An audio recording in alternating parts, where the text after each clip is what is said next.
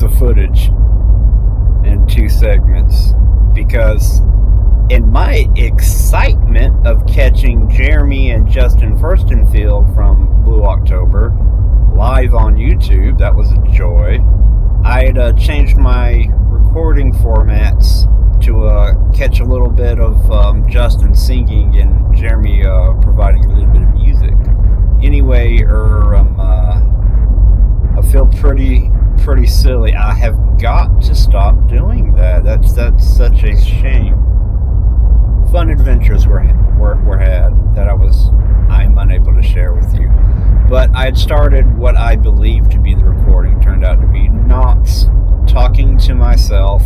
I was just in my vent garden base, which a vent garden is a giant jellyfish. I'll save that for another video. Anyway, I showed you the way to get here from inside of the normal play area. And I explained how this place works and had some very good... I thought I was recording some very good footage of their behavior. As I was explaining what they do... Oh boy. As I was explaining what they do, they seemed to be doing it. They were behaving as like they were well-trained little dolphin boys. But no, alas. Anyway, yeah, that little glass tube in my last video, it's turned into something a little bit more than that. Nice little area. Got a floodlight, got a moving pool, got a control room. That's one of the new base mods. Oh, excuse me. Allergic to bullshit. That's one of the new sea base modules you can build. But this isn't a video about sea base modules.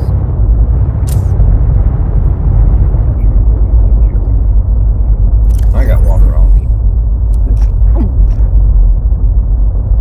I do need to eat something. Because I'm hangry.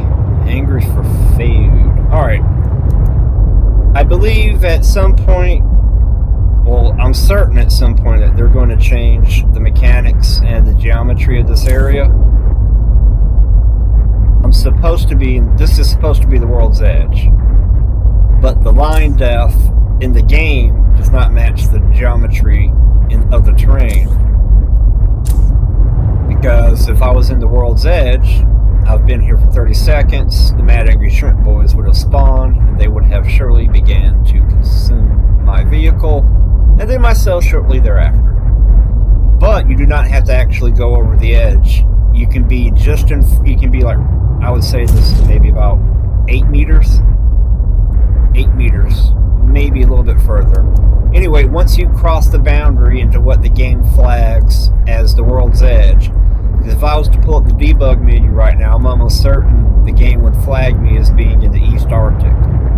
So once you cross that line, the game flags you as being in the world's edge biome. At that point, a timer begins, 30 seconds. And 30 seconds, if you remain in the world's edge, a gigantic Chelierate will spawn and come and get you. During that 30 seconds, if you exit the biome, it resets the timer, and any spawn Chelierates will very rapidly, they will quickly swim away at like silly speeds, like torpedoes. So I'm going, oh hello, I'm going to, alright, I'm going to dock, try to dock this. In 30 seconds, one will spawn. And that animation. Well, to be fair, before the Stranger Pings patch, the animation for getting out of the vehicle was a lot worse than that. It's not so bad right now. I gave you an explanation of what the control room is, but I'll save that for a different... Alright, there's one of them. One has spawned. There he is. Okay. He briefly had aggro. You saw his mouth open. He was, growling at me. But since I'm inside a sea base, my character is flagged as, like, inside sea base, true or false.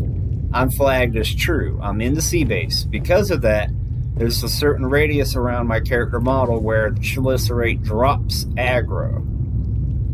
And thankfully the hitbox is not able to.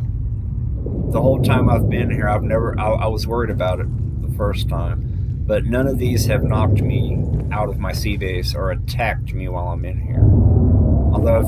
Although I have been bitten going out that front hatch, because they know I'm in here. I'm in the biome. They know where I'm at. They'll follow me, but they cannot aggro me. They cannot attack me. There's the second one. Now, the third one will spawn in another 30 seconds, and they'll just stay there until I leave the biome. They're going to follow me. There's in this area. I'm in the moon pool, and they'll follow me, but they cannot aggro me.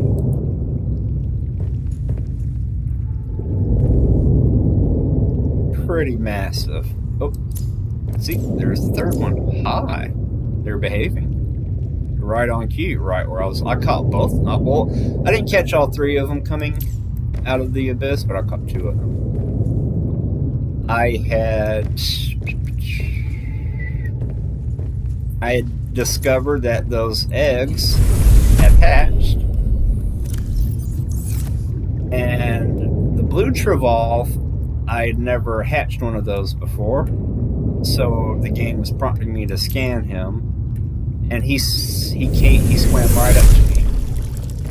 Made it easier to scan. I was like, oh, he's cooperating. And this is another point I was wanting to point out. He's cooperating. I was wanting to mention how they can attack right when you come out of there if they're in that position and they're following me.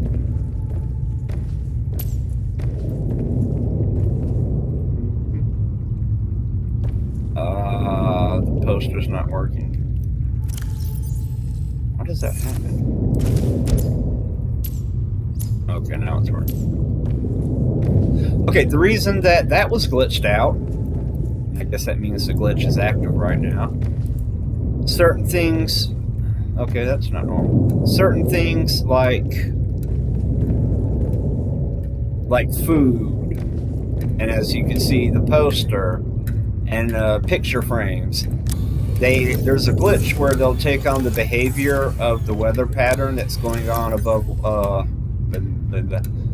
the surface. So if there's a blizzard, they'll take on a white quality, a sheer white quality. If it's the afternoon and the sun's setting, they'll look like they're on fire, and so forth. If it's nighttime, they'll take on a pitch black appearance. And the Chelierate will do that too. They'll take, under the right conditions, if the bug triggers, they'll be completely black. Like you can't see them. You can see their eyes.